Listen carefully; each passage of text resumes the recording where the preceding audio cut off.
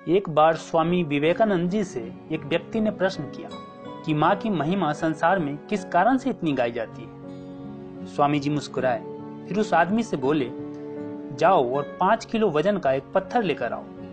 जब वह व्यक्ति पत्थर लेकर आया तो स्वामी जी ने उससे कहा कि अब इस पत्थर को किसी कपड़े में लपेटकर अपने पेट पर बांध लो और 24 घंटे के बाद मेरे पास आना, तब मैं तुम्हारे प्रश्न का उत्तर दूंगा।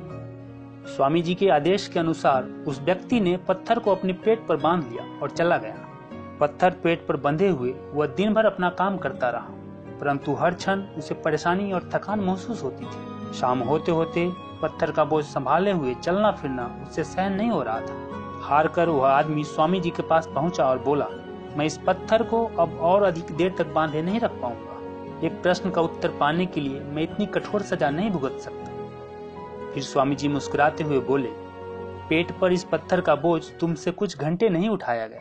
सोचो, माँ अपने गर्भ में पलने वाले शिशु को पूरे 9 माह तक ढोती है और साथ में गृहस्थी का सारा काम भी करती है। संसार में माँ के सिवा कोई इतना धैर्यवान और सहनशील नहीं है। माँ के जैसा निश्चल और निस्वार्थ प्रेम इस दुनिया में कोई नहीं कर सकता। माँ ईश्वर का ही दूसरा रूप है। माँ से बढ़कर इस संसार में और कोई नहीं है। दोस्तों, मैं माँ के ऊपर 4 पंक्ति बोलना चाहता हूँ कि करो दिल से सजदा तो इबादत बनेगी, माँ बाप की सेवा अमानत बनेगी।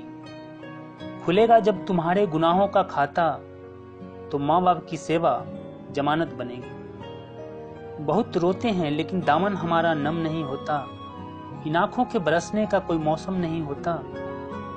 मैं अपने दुश्मनों के बीच भी महफूज रहता हूँ, मेरी माँ की दुआओं का खजाना कम नहीं होता। दोस्तों, बंद किस्मत के लिए कोई चाबी नहीं होती, सूखे के उम्मीदों की कोई डाली नहीं होती। जो झुक जाए माँ बाप के चरणों में उसकी झोली कभी खाली नहीं होती।